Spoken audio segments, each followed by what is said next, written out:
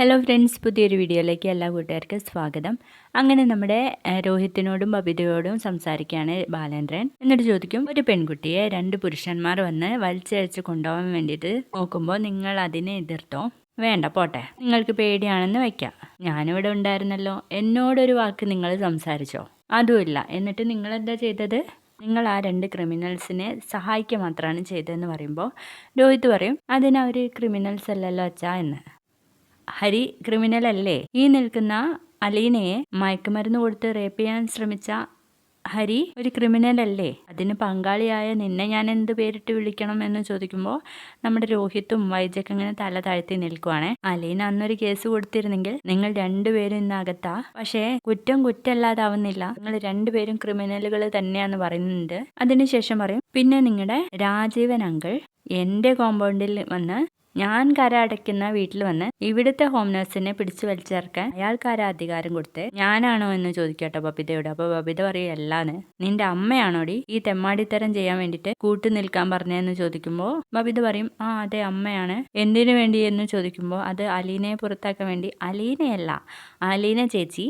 അതെ, അലീന ചേച്ചിയെ പുറത്താക്കിയില്ലെങ്കിൽ നമ്മുടെ കുടുംബം തകർന്നു പോകുന്ന അമ്മ പറഞ്ഞു എന്ന് പറയുമ്പോഴൊക്കെ നമ്മുടെ വൈദ്യാണെങ്കിൽ ഇത് കേട്ട് ഷോക്കായി നിൽക്കാട്ടോ. നമ്മുടെ കുടുംബം തകർക്കാൻ വേണ്ടി അവളുടെ അടുത്ത് എന്താ ബോംബുണ്ടോ, അല്ലെങ്കിൽ മെഷീൻ ഗണ്ണുണ്ടോ, അതല്ലെങ്കിൽ ഫുൾ ഡൗസറും JCBയും വെച്ച് ഈ വീടങ്ങ് ഇടിച്ചു നിരത്തുവോ എന്നൊക്കെ ചോദിക്കുമ്പോൾ അങ്ങനെയല്ല അച്ഛാ, പിന്നെ എങ്ങനെയാ എന്ന് ചോദിക്കട്ടോ. അവളെ അമ്മയ്ക്ക് ഇഷ്ടമല്ല എന്ന് പറയുമ്പോൾ അവളെ അമ്മയ്ക്ക് ഇഷ്ടമല്ല, അമ്മയ്ക്ക് അവളെ ഇഷ്ടമല്ലാത്തതുകൊണ്ട് മോക്കും അവളെ ഇഷ്ടമല്ല, അമ്മയ്ക്കിന്ന് വയറ്റിന്ന് പോയില്ലെങ്കിൽ മോക്കും പോയില്ല എന്നൊക്കെ പറഞ്ഞ് ആക്ഷേപിക്കുന്നുണ്ട്. ഇങ്ങനെ അവളെ പറഞ്ഞു വിടാൻ മാത്രം അവൾ എന്ത് തെറ്റാ നിങ്ങളോടൊക്കെ ചെയ്തത്? ഒരു മുട്ടുസൂചി എടുത്ത് കൊത്തുകയെങ്കിലും ചെയ്തിട്ടുണ്ടെങ്കിൽ അത് വലിയ അപരാധമായിട്ട് ഞാൻ കരുതിക്കോളാം. എന്തെങ്കിലും കാരണം ഉണ്ടോ അവളെ പറ്റിയിട്ട് എന്ന് ചോദിക്കാട്ടോ. അപ്പൊ ബബിതയ്ക്ക് ഒന്നും തന്നെ പറയാനുണ്ടാവില്ല. എന്തെങ്കിലും ഒരു കാരണം ഉണ്ടായാൽ അവളെ ഞാൻ തന്നെ പിടിച്ച് പുറത്താക്കായിരുന്നു എന്ന് പറയുമ്പോഴും ആരും ഒന്നും മിണ്ടാതെ നിൽക്കുവാട്ടോ. എന്തോ നാടി ഇത്, 19 വയസ്സായില്ലേ, സ്വന്തമായിട്ടൊരു വ്യക്തിത്വം ചിന്തയൊന്നും ഇല്ലേ? ഇപ്പോഴും അമ്മയുടെ കണ്ണിലൂടെയാണോ എല്ലാം കാണാൻ ശ്രമിക്കുന്നത്? നിന്നെയൊക്കെ എന്തിനാടി ഞാൻ കോളേജിൽ വിട്ടത് എന്ന് ചോദിക്കുമ്പോൾ നമ്മുടെ ബബിത പറയും, പഠിക്കാൻ വേണ്ടി മാത്രമല്ല, മറ്റുള്ളവരോട് എങ്ങനെ പെരുമാറണം എന്നും സത്യവും അസത്യവും മനസ്സിലാക്കാൻ വേണ്ടിയിട്ടും തെറ്റേത് ശരിയേത് എന്ന് മനസ്സിലാക്കാൻ വേണ്ടിയിട്ടൊക്കെയാണ് എന്ന് കുറെ ബബിതയെ ചീത്ത പറയുന്നുണ്ട്. അതിനുശേഷം നമ്മുടെ രോഹിത്തിനോടേക്കും, നിനക്കൊന്നും പറയാനില്ലേ? നിന്നെയൊക്കെ ഞാൻ എന്തിനാടാ വളർത്തിയത്, എന്തിനാ പഠിപ്പിച്ചത്, ഇങ്ങനെയൊക്കെ കാട്ടിക്കൂട്ടാൻ വേണ്ടിയിട്ടാണോ എന്ന് ചോദിക്കുമ്പോൾ നമ്മുടെ രോഹിത് ഒന്നും മിണ്ടുന്നില്ല കേട്ടോ. അമ്മക്കിട്ടല്ല, അത് മാത്രം അറിയാന്ന് പറഞ്ഞിട്ട് നമ്മുടെ അലീനയെ അടുത്തേക്ക് വിളിക്കും. എന്നിട്ട് അലീനയെ അങ്ങനെ ചേർത്ത് പിടിച്ചിട്ട് പറയും, ഇനി മുതൽ അലീന ഇവിടുത്തെ ഹോം നേഴ്സോ വേലക്കാരിയോ അനാഥയോ അല്ല, ഈ ബാലേന്ദ്രന്റെ മകളാണ് എന്ന് പറയട്ടോ. അത് കേൾക്കുമ്പോൾ നമ്മുടെ വൈജയും മക്കളൊക്കെ ഇങ്ങനെ ഷോക്കടിച്ച് നിൽക്കുവാണ്. പക്ഷേ കൃഷ്ണയ്ക്ക് നല്ല സന്തോഷമാവാണ് കേട്ടോ. അലീന ഇവിടെ നിൽക്കുന്നതിൽ എന്തെങ്കിലും ആർക്കെങ്കിലും ബുദ്ധിമുട്ടുണ്ടെങ്കിൽ ഇപ്പം അത് പറഞ്ഞോണം. വല്ല ബോർഡിങ്ങിലേക്കോ ഹോസ്റ്റലിലേക്കോ ഒക്കെ മാറാലോ, അതിനുള്ള സൗകര്യം ഞാൻ ഉണ്ടാക്കി തരാം. ഇപ്പൊ പറഞ്ഞോണം എന്ന് പറഞ്ഞാൽ ഇപ്പൊ തന്നെ പറഞ്ഞോണം, അല്ലാതെ അമ്മക്കിട്ടല്ല എന്ന് പറഞ്ഞിട്ട് അവസാനം വന്നേക്കരുത്. എടാ, സ്വന്തമായിട്ട് തീരുമാനിക്കാനുള്ള ഒരു ഇത് വേണം മനുഷ്യന് എന്ന് പറയുന്നുണ്ട്. പിന്നെ ലാസ്റ്റ് ആയിട്ട് ഒരു കാര്യം പറഞ്ഞ് ഞാൻ അങ്ങ് നിർത്തിയേക്കാം. അലീന കാരണം നിങ്ങൾക്ക് എന്തെങ്കിലും അസൗകര്യമോ ശാരീരിക ക്ലേശോ എന്ത് വന്നാലും കാര്യകാരണ സഹിതം എന്നോട് വന്ന് ബോധിപ്പിക്കണം. അത് ഞാനൊരു തീരുമാനം എടുത്തോളും, കേട്ടല്ലോ എന്ന് പറഞ്ഞിട്ടാണ് കേട്ടോ ബാലേന്ദ്രൻ അങ്ങ് അങ്ങനെ ബാലചന്ദ്രനും വൈജയും എല്ലാവരും അവിടുന്ന് പോവാണ്. ആ സമയത്ത് കൃഷ്ണമോളും അലീനയും മാത്രമേ ഉണ്ടാവുള്ളൂ കേട്ടോ. അപ്പോൾ കൃഷ്ണൻ ചോദിക്കുന്നുണ്ട്, സന്തോഷമായില്ലേ ചേച്ചിക്ക് എന്ന് ചോദിക്കുമ്പോൾ അതേന്ന് പറയാണ്. ഞാൻ ചായ ടിക്കറ്റേടി, പിന്നെയും പണിയോ എന്ന് ചോദിക്കും. മൂഷിക സ്ത്രീ എന്നും മൂഷിക സ്ത്രീ, ഞാൻ നിങ്ങളുടെ എല്ലാവരുടെയും ചേച്ചിയല്ല മോളെ എന്ന് പറയുമ്പോൾ ആ എന്നാ പിന്നെ എടുത്തോ എന്ന് പറഞ്ഞ് അങ്ങ് കെട്ടിപ്പിടിക്കുകയാണ് കേട്ടോ രണ്ടുപേരും കൂടി. അതിനുശേഷം നമ്മുടെ കൃഷ്ണമോളെ വൈജയന്തി വിളിച്ചോണ്ട് പോകുന്നുണ്ട് ഉമ്മറത്തേക്ക്. അവിടെ എത്തുമ്പോൾ നമ്മുടെ കൃഷ്ണമോള് ചോദിക്കും, എന്തിനാ അമ്മ എന്നെ ഇങ്ങനെ വിളിച്ചോണ്ട് പോകുന്നത്? റോട്ടിലേക്ക് ഇറക്കി വിടാൻ വേണ്ടിയിട്ടാണോ എന്ന്. അല്ലടി, ഇങ്ങ് വാ എന്ന് പറഞ്ഞ ആ ചാരുപടിയിൽ ഇരുത്തിക്കണേ. എന്നിട്ട് ചോദിക്കും, നിങ്ങൾ ഇത്രയും ദിവസം എവിടെയായിരുന്നു? റിസോർട്ടിൽ.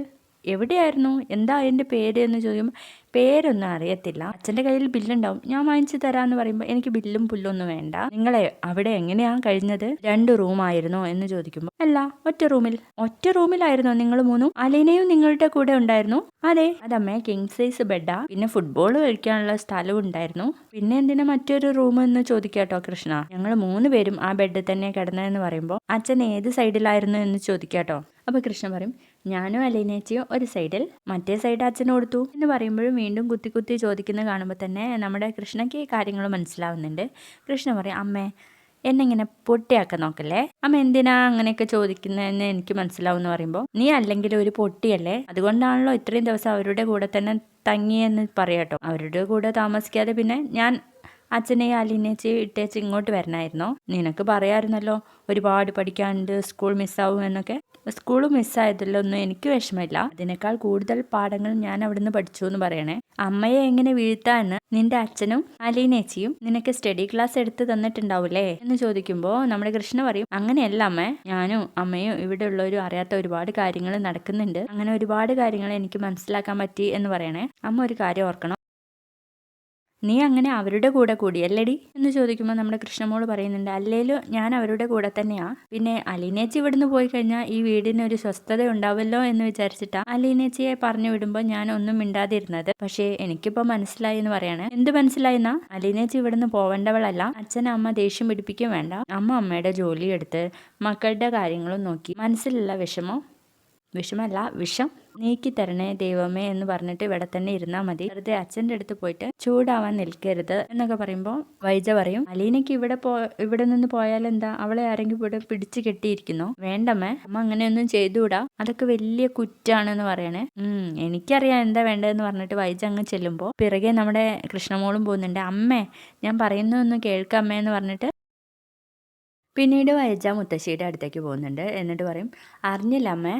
അറിഞ്ഞു, അലീനയെ ദത്തുപുത്രിയായി പ്രഖ്യാപിച്ചെന്ന് അതവൻ എന്നോടും പറഞ്ഞിരുന്നു. ഇതേ 19ാമത്തെ അടവാ എന്നെ തോൽപ്പിക്കാൻ വേണ്ടിയിട്ട് എന്ന് പറയുമ്പോൾ മുത്തശ്ശി പറയുന്നുണ്ട്, അവന് പെൺമക്കൾ ഇല്ലാഞ്ഞിട്ടാണോ ഇങ്ങനൊരു നടപടി സ്വീകരിച്ചതെന്ന് പറയണേ. അപ്പൊ നമ്മുടെ വൈജ പറയും, ദത്തെടുക്കൽ എന്നൊക്കെ പറയുന്നത് വെറുതെ അല്ലേ, ഇതിന് ഒരുപാട് നിയമങ്ങളും നൂലാമാലകളൊക്കെ ഉണ്ട്, ഇതൊക്കെ എന്നെ തോൽപ്പിക്കാൻ വേണ്ടിയിട്ട് വെറുതെ പറയുന്നതാ എന്ന് പറയുമ്പോൾ നമ്മുടെ മുത്തശ്ശിക്ക് ദേഷ്യം പിടിക്കുന്നുണ്ട്. മുത്തശ്ശി പറയും, ഈ ദിവിടം വരെ എത്തിച്ചത് നീ ഒരൊറ്റ വരുത്തിയ, ആ പെണ്ണ് ഇവിടുത്തെ പണിയൊക്കെ ചെയ്ത് ആ മൂലയ്ക്ക് ചുരുണ്ടുകൂടിയിരുന്നതാ, ഇതിനെ ചവിട്ടിയും മാന്തിയും കുത്തിയൊക്കെ ഇവിടെ വരെ എത്തിച്ചത് നീയാണ്, അല്ലെങ്കിൽ അങ്ങനെ അങ്ങ് പോവുമായിരുന്നു ഒരു കുഴപ്പമില്ലാതെ എന്ന് പറയുമ്പോൾ അപ്പോഴേക്കും നമ്മുടെ വൈജയ്ക്കും ദേഷ്യം പിടിക്കാൻ കേട്ടോ.